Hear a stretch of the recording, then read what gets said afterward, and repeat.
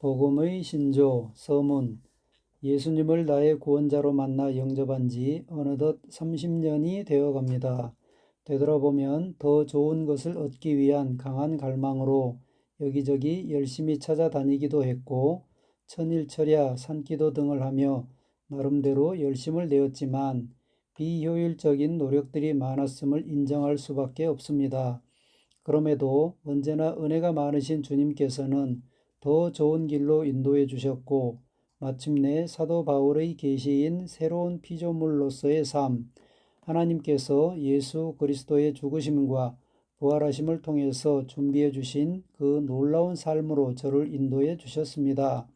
그리스도인들이 많은 성경 지식과 경험들을 가지고 있지만 자신이 구체적으로 무엇을 믿는 것인지, 자신이 받아들인 복음이 무엇인지 확신을 가지고 있는 사람들은 많지 않은 것 같습니다. 바른 진리에 대한 확신이 우리로 하여금 그러한 삶을 살 수 있도록 만들어주는 열쇠이므로 우리는 자신이 믿고 있는 복음에 대한 바른 내용들을 분명히 알고 확신을 가지고 그것을 선언해야 합니다. 하나님께서 우리에게 예비해 주신 놀라운 삶은 말씀 안에서와 영적인 영역 안에서 그것을 보고 확신 있게 인식하는 것만큼만 믿음을 통해 현재 삶에 실제로 나타나게 되기 때문입니다. 몇 년 전 처음으로 남아공에 방문했을 때 지금 저희의 멘토이신 크리스 오야킬롬의 목사님의 사역 현장에서 크라이스트 엠버시 교회 성도들이 활기차고 담대하게 말씀에 반응하며 펄펄 뛰는 모습은 저에게 충격으로 다가왔습니다. 무엇이 저들을 저렇게 복음 전파에 열정적이도록 만들었을까? 무엇이 저들을 삶에서 승리의 확신으로 충만하게 만들었는가? 그 해답은 바로 단순하고 분명한 진리를 각자의 삶 안에서 확신 있게 인식하고 적용함으로써 그 진리들이 실제가 되어 나타나는 삶을 살고 있었기 때문입니다. 이 책에 실린 내용들은 크리스 목사님으로부터 배운 성경의 진리들을 제가 습득하고 또 우리 성도들에게 가르친 내용들입니다. 이 책을 읽으시는 하나님의 자녀들이 제가 거쳐온 비효율적인 열심보다는 단순하고 명백한 진리를 삶에 적용하며 말씀이 실제가 되는 삶을 살게 되시기를 기원합니다. 우리 안에 계신 성령님은 우리가 새롭게 발전하기로 결단하기만 하면 놀라운 능력으로 역사하시는 분이십니다. 읽으시는 분들께 이 책이 오병이어와 같이 사용되는 하나님의 도구가 되면 좋겠습니다. 하나님의 말씀과 성령님의 사역이 이 책을 읽으시는 동안 또한 읽은 후에도 지속되어 여러분께서 하나님의 거대한 군대의 일원이 되시는 것을 믿음의 눈으로 바라봅니다. 예수님의 이름으로 축복합니다. 할렐루야. 세상이 감당할 수 없는 하나님의 거대한 군대의 행진을 바라보며 2011년 최수은의 들어가는 말, 복음의 신조란. 그리스도인으로서 신앙생활을 하다 보면 많은 말씀과 가르침을 접하게 됩니다. 그러나 그 중에는 성경에서 말하는 바와 일치하지 않은 것도 있고 교회 안에서 답습해온 전통에 지나지 않은 것도 있습니다. 또는 그 근원을 따져보지 않고 단지 눈에 보이는 현상이나 경험만을 근거로 하여 진리로 받아들이는 것도 있습니다. 그러나 우리는 이런 것들이 아니라 오직 하나님의 말씀을 믿음의 근거로 삼아야 합니다. 나아가 성경 말씀이라 하더라도 새 언약에 속한 새로운 피조물의 관점에서 해석하고 이해해야 합니다. 하나님은 변함이 없으시지만 예수님의 속량 사역으로 말미암아 하나님 앞에서 우리의 지위는 구약시대의 이스라엘 백성과 달라졌기 때문입니다. 그들은 율법에 속한 죄인이었지만 이제 우리는 하나님의 자녀이며 그리스도 안에서 의인이 되었습니다. 그렇다면 우리는 그리스도인으로서 무엇을 믿어야 할까요? 우리가 믿고 전해야 할 복음의 내용은 무엇일까요? 이것이 바로 이 책 복음의 신조에서 다루고자 하는 내용입니다. 복음의 신조. 복음의 신조라는 말에서 신조라고 해석된 영어 단어는 실제로 교리라는 말이 더 자주 사용됩니다.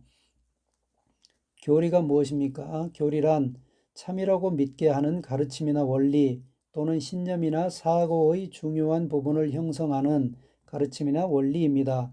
결국 복음의 신조, 즉 복음의 교리란 우리가 복음의 가장 기본적인 가르침이나 원리로서 믿는 것이라 하겠습니다.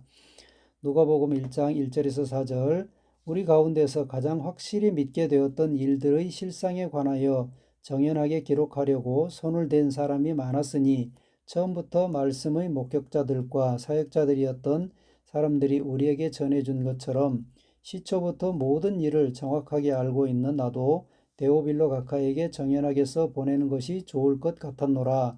이는 각하가 배우신 것들이 확실함을 알게 하려 함이라. 위의 구절에서 누가는 데오빌로에게 누가복음을 쓴 목적을 밝히고 있습니다.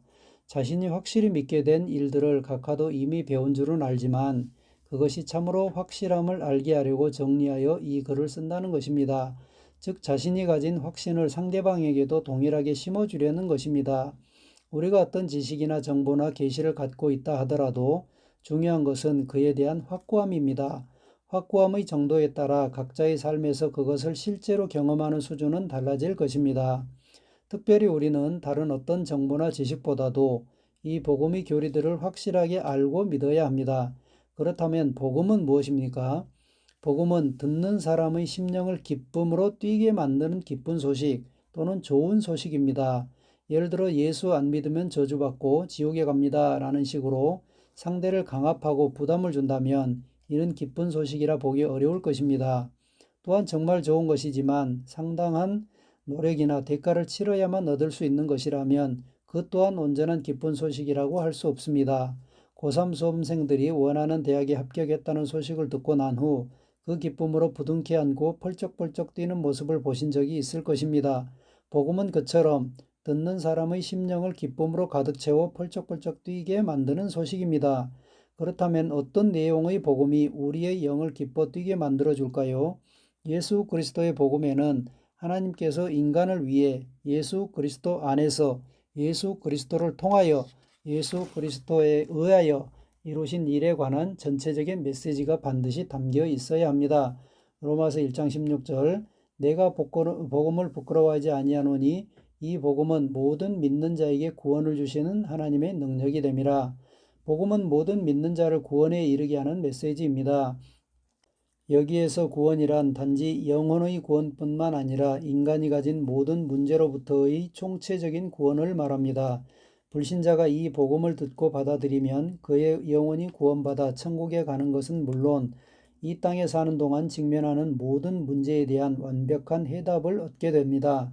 그렇기 때문에 우리가 전하는 복음이 진짜 기쁜 소식인 것입니다. 너희가 내 말에 거하면 참으로 내 제자가 되고 진리를 알지니 진리가 너희를 자유롭게 하리라. 요한복음 8장 31, 32절. 진리는 우리를 자유롭게 합니다. 다시 말해 하나님께서 우리를 위해서 예수 그리스도를 통해 하신 모든 일에 관한 진리로 인하여 우리는 참된 자유를 얻게 됩니다. 이 복음은 우리로 하여금 모든 어두움과 속박으로부터 자유롭게 하고 나아가 인생의 범위를 규정하는 모든 종류의 한계로부터 자유롭게 함으로써 우리를 더 높은 차원의 삶으로 인도합니다.